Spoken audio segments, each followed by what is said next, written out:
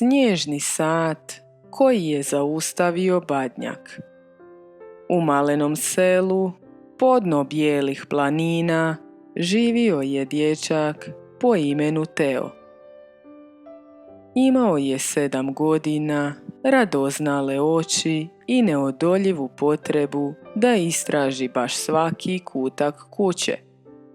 A najviše je volio istraživati tavane. One skrivene, škripave, prašnjave prostore, pune starih uspomena. Jednog popodneva, tik pred Badnjak, Teo je na tavanu pronašao nešto neobično. Bio je to stari snježni sat. Izgledao je kao kombinacija sata i snježne kugle. U staklenoj kupoli nalazio se mali zasnježeni gradić, a oko njega su se vrtjele srebrne pahuljice. Kazaljke su bile tanke, poput ledenih kristala, a na poleđini sata bila je urezana poruka: vrijeme je dar onima koji ga primijete.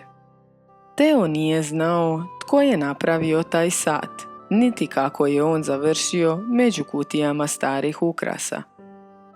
Ali nešto ga je privuklo. Posebno mala ručica s ugraviranom pahuljicom. Kako li radiš? Rekao je Teo i okrenuo kazaljku samo malo, jedva pola kruga. U tom trenutku snježne pahuljice u kugli počele su se vrtjeti unatrag. Sat je lagano zasvijetlio i onda je sve utihnulo. Doslovno sve. Teo je potrčao do prozora tavana i vidio kako ljudi u selu stoje nepomično. Pekar pred vratima pekare sa štrucom kruha u ruci. Poštar zastao usred koraka, a na trgu je bio dječak koji je upravo trebao baciti grudu snijega. Svi oni su stajali nepomično. Zaustavio sam vrijeme, Teo je ostao širom otvorenih usta. U tom trenutku nešto je potrčalo pored njegovih nogu. Bila je to njegova maca, Lili, jedina osim njega koja se još kretala. Lili, samo smo ti i ja budni. Što ćemo sad? Kao odgovor, Lili se popela na sat i šapicom ga dotaknula. Kazaljke su bile zaustavljene. Iz male kupole ispale su 3 srebrne pahuljice koje su zasjale. Zatim se pretvorile u svjetlucave iskre i pobjegle kroz napola otvoren prozor. Na tavanu je ostala nova poruka, ispisana na staklu iznutra. Vrati pahuljice i vrijeme će krenuti dalje. Teo je uzdahnuo.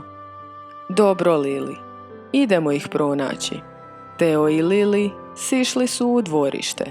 Zrak je bio miran kao slika, a svaka pahulja lebdjela je na mjestu. Iznenada čuo se tihi hihot. Pratili su zvuk do brda iza kuće, gdje su pronašli pahuljicu kako lebdi iznad Snjegovića. Činilo se kao da se smije. Svaki put kad bi joj se Teo približio, ona bi mu izmakla uz mali zvonki kikot. Čekaj, Teo se nasmijao i potrčao. Trčali su po snijegu, smijali se, padali i opet ustajali. Napokon, dok je Teo u smijehu skliznuo na ledu, pahuljica mu je sletjela na dlan. Zatreperila je i nestala u satu. Druga se pahuljica ukazala u crkvi na trgu, tik do ogromnog božićnog vijenca. Teo je ušao unutra i vidio da pahuljica lebdi iznad klupe na kojoj je sjedila njegova susjeda Ana, nepomična s pola molitve izgovorene na usnama. Teo se tiho približio. Nadam se da će joj nova godina biti bolja, prošaptao je, iako ga nitko nije mogao čuti. Kad je to izgovorio, pahuljica se lagano spustila k njemu, kao da se hranila nadom koju je uputio drugima. Smjestila se u sat i zasjala toplim svjetlom. Najteže je bilo pronaći treću pahuljicu. Skrivala se u maloj kućici na rubu sela, kod starog gospodina Marka. Bio je usred brisanja snijega pred pragom kad je vrijeme stalo. Pahuljica je titrala oko njegove ruke, kao da traži nešto više od riječi. Što želiš? Pitao je Teo tiho. A onda se sjetio. Svake godine Marko ostane sam za Božić. Svake godine Teo poželi da ga netko posjeti. Pa zašto ne bi to bio on, baš sada? Sjeo je pokraj nepomičnog starca i rekao: Nisam htio da budeš sam, znaš li to? Pahuljica je zasjala, dotaknula Teov dlan i nestala u snježnom satu. Kad su sve 3 pahuljice bile vraćene, sat je počeo titrati. Snijeg u kugli zavrtio se prema naprijed. Kazaljke su živnule. I tada se život u selu nastavio kao da se ništa nije dogodilo. Dječak je bacio grudu, pekar otvorio vrata, a starac Marko spustio lopatu na snijeg. Teo je stajao u dvorištu, držeći snježni sat u rukama. Nitko nije znao što se dogodilo, ali on je znao. Lili ga je lagano gurnula glavicom i mjauknula. Vrijeme nije ono što imamo, rekao je Teo, nego ono što stvorimo jedni s drugima. Te večeri, uz bor, kolače i miris cimeta, Teo je došao do roditelja i rekao: Možemo li sutra posjetiti gospodina Marka? Roditelji su ga iznenađeno pogledali, ali pristali su. I nekako taj Božić činio se toplijim nego iti jedan prije. A snježni sat stajao je na polici, tih i nepomičan. Ali ponekad, kad bi Teo ostao sam u sobi, učinilo bi mu se da čuje nježno zveckanje pahulja iznutra, kao podsjetnik da se najljepši trenuci događaju onda kada usporimo i kada ih dijelimo jedni s drugima. Božićna avantura izgubljenog soba. Bio je Badnjak, najčarobnija noć u godini. Na sjevernom polu vladao je veseli metež. Vilenjaci su žurno slagali poklone, pakirali šarene kutije i vezali vrpce, dok su sobovi tapkali kopitima po svježem snijegu, nestrpljivo čekajući polazak. U staji je vladao smijeh i uzbuđenje. Među sobovima je bio i Tobi, najmlađi i najradoznaliji sob u timu djeda Božićnjaka. To je trebala biti njegova prva božićna vožnja. Pazite na red i slušajte naredbe, pozvao je djed Božićnjak brišući ruke od crvene rukavice. Večeras svako dijete na svijetu čeka svoj poklon, a mi ih moramo sve stići i obići prije jutra. Tobi je ponosno kimao glavom, iako mu se srce treslo od uzbuđenja. Sanjao je ovaj trenutak otkako je bio mali. Vilenjaci su mu pričali kako nebo svjetluca, kako se gradovi sjaje ispod oblaka i kako se osjeća toplina kada dijeliš radost. Ubrzo je sve bilo spremno. Zvijezdano nebo razvedrilo se, a saonice su zablistale kao milijun lampica. Idemo, viknuo je djed Božićnjak i zazvonio zlatnim zvonom. Saonice su poletjele uz praskanje snijega i zviždanje vjetra. Svi sobovi letjeli su skladno, osim Tobija. On je bio još nesiguran, a vjetar ga je neprestano nosio u stranu. I onda, dok su prelazili preko planinskog lanca, jak udar vjetra raznio je pahulje poput oluje. Tobi se naglo spustio da izbjegne ledenu struju i tada se odvojio od ostalih. Tobi, viknuo je djed Božićnjak, ali bilo je već kasno. Mali sob našao se sam, izgubljen iznad bijelih prostranstava. Snijeg je zatrpavao tlo, a oblaci su sakrili nebo. Što da radim, drhtao je. Moram pronaći put natrag. Letio je iznad šuma, preko zamrznutih jezera i uspavanih sela, a svjetla su se gasila jedno po jedno dok nije ostao samo mrak. Hladnoća mu je parala krzno, a snijeg se lijepio za rogove. U jednom malom gradu, daleko na jugu, djevojčica Mija gledala je kroz prozor. Snijeg je padao sitno, a ona je poželjela da vidi djeda Božićnjaka barem na trenutak. I tada je, visoko na nebu, spazila titrajuće svjetlo. Mama, tata, uzviknula je. Pogledajte, sob koji leti sam. Roditelji su se nasmijali, misleći da je to san, ali Mija nije odustajala.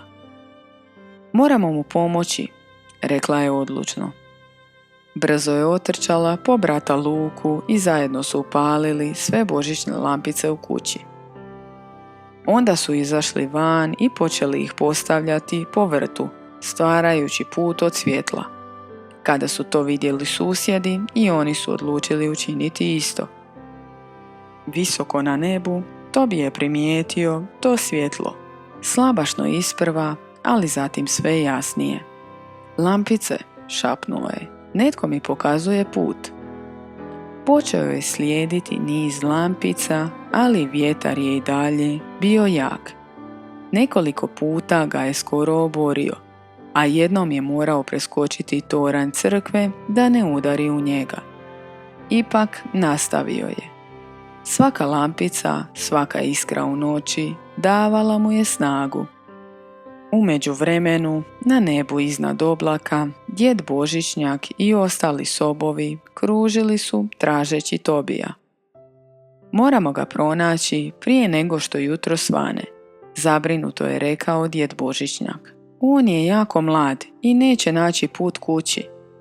Rudolf je tada pokazao prema jugu, gdje su svjetla blistala poput rijeke boja. Pogledaj, djede, uzviknuo je. Put svjetla. Vođeni svjetlom, djed Božićnjak i ostali sobovi spustili su se niže. I tamo, na samom kraju svjetleće staze, ugledali su Tobija, umornog, promrzlog, ali nasmijanog. Tobi, viknuo je djed Božićnjak radosno. Znao sam da ćeš uspjeti. Zagrlio ga je i stavio na čelo sobova. Od sad ti vodiš, rekao mu je s osmijehom, jer si pronašao svjetlo i kad je bilo najmračnije. Tobi je ponosno podigao glavu, a njegovi rogovi blistali su u božićnoj čaroliji. Saonice su poletjele natrag na nebo brže nego ikad. Kad su stigli iznad Mijine kuće, djed Božićnjak je zastao i izvadio mali poklon. Za hrabru djevojčicu koja je vjerovala, rekao je spuštajući dar ispod njezine jelke. A Tobi je mahnuo krilima i poslao dolje sitnu pahulju koja se spustila ravno na Mijin dlan. Hvala ti, sobiću, šapnula je Mija i nasmiješila se. Te noći Božić je stigao baš svima. I dok su se prve zrake sunca probijale kroz oblak, djed Božićnjak i njegovi sobovi nestali su iza sjeverne zvijezde, ostavljajući za sobom trag svjetlosti. Tobi se, umoran ali sretan, sklupčao kraj kamina na sjevernom polu. Djed Božićnjak ga je potapšao po glavi i rekao mu: zapamti, Tobi, ponekad je najmanje svjetlo ono koje ti pokaže put kući. I od tada svake godine na nebu se pojavi jedna mala dodatna zvijezda. Ona koja podsjeća da je i mali sob jednom spasio Božić. Djed Božićnjak i noć bez snijega. Uskoro je bio Božić, a ulica malog grada bila je mirna i tiha. Lampice su svjetlucale na prozorima, miris kolača širio se iz kuća, a djeca su nestrpljivo trčala po sobama i gledala kroz prozore, nadajući se da će snijeg napokon pasti. Ali snijega nije bilo. U jednoj maloj sobi djevojčica po imenu Mija sjela je kraj prozora, promatrajući prazne ulice. Bez snijega Božić neće biti isti, šaptala je tužno. Na dalekom sjevernom polu, u svom toplom domu, djed Božićnjak pregledavao je popis djece koja su čekala darove. Saonice su bile spremne. Jeleni su nestrpljivo micali kopitima, ali problem je bio očit. Snijeg ne pada, kako ćemo ovog Božića doći do djece? Zabrinuto se upitao. Vilenjaci su se okupili oko njega, predlažući razne ideje. Možemo li napraviti saonice na kotačima? Upitao je jedan. Možemo li koristiti magične oblake da letimo? Predložio je drugi vilenjak. Djed Božićnjak duboko je udahnuo. Ne smijemo razočarati djecu, rekao je. Ako snijeg ne padne, morat ćemo smisliti drugi način. Tijekom noći vilenjaci su počeli stvarati čarobne oblake. Svaki oblak bio je prekriven svjetlucavim prahom, koji je blistao poput zvijezda. Djed Božićnjak je testirao svaki oblak, a vilenjaci su pažljivo slagali poklone u vreće i provjeravali popis. U malom gradu djeca su primijetila svjetlucave tragove na nebu. Pogledajte, Božić ipak dolazi, viknula je Mija. Kad su saonice napokon poletjele, djed Božićnjak se smijao od sreće. Letjeli su iznad gradova, a vilenjaci su pažljivo ispuštali pakete ravno ispod jelki. Jedan mali trenutak panike nastao je kad je jedan paket počeo kliziti s oblaka, ali vilenjaci su ga brzo uhvatili i na kraju su sva djeca dobila svoje darove.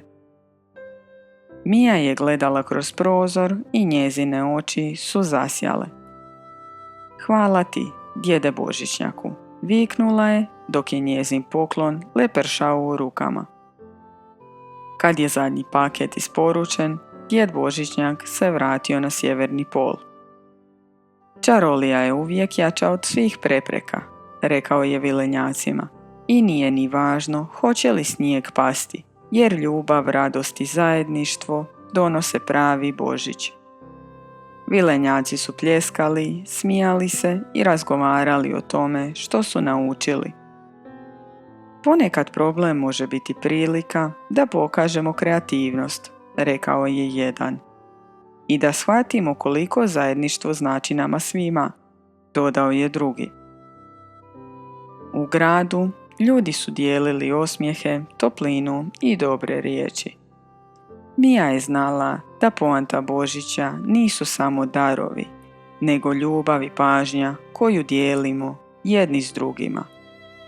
Svjetlucavi tragovi na nebu podsjećali su sve da prava čarolija dolazi iz srca. Djed Božićnjak, sretan i zadovoljan, gledao je sve to sa sjevernog pola.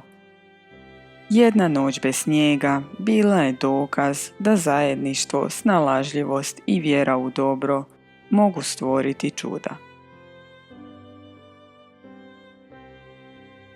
Božić bez darova.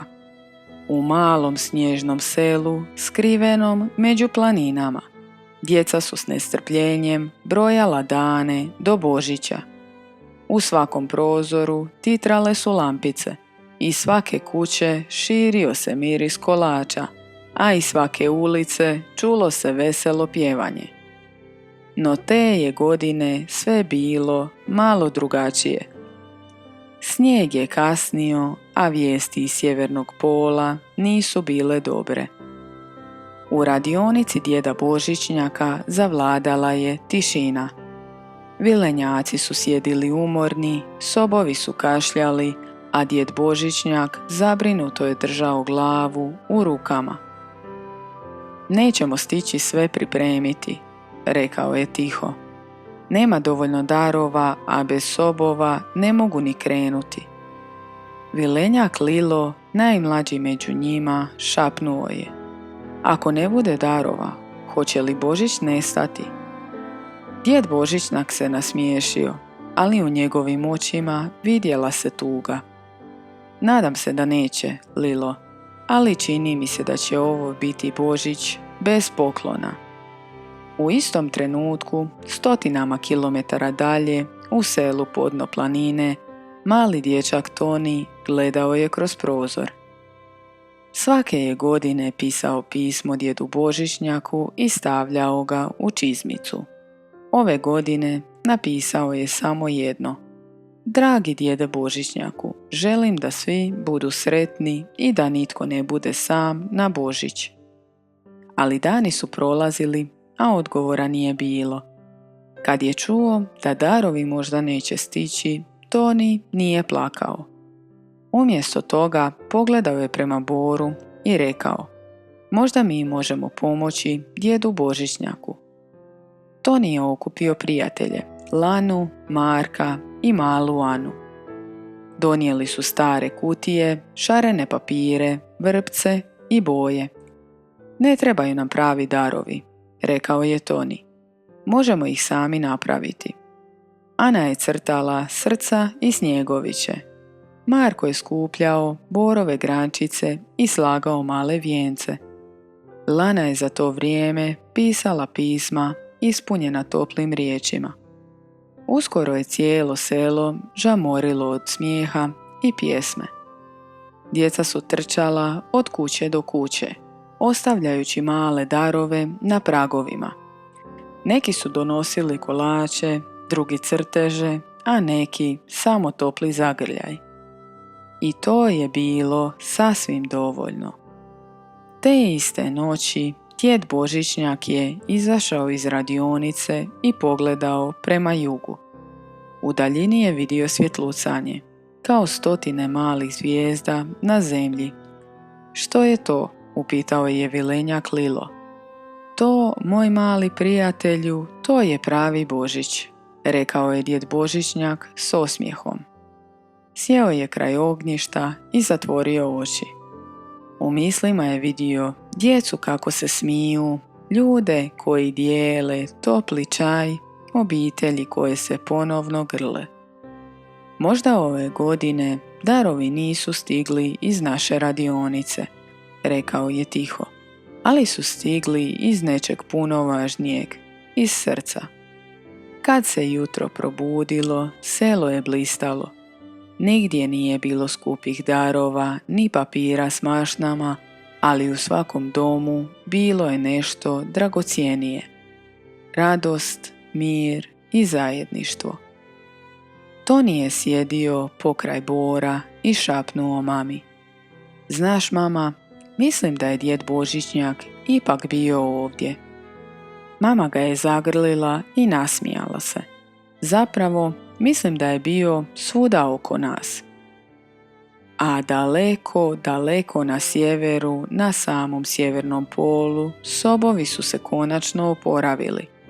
Djed Božićnjak je poletio prema zvijezdama, smiješajući se dok su ispod njega svjetlucala mala svjetla.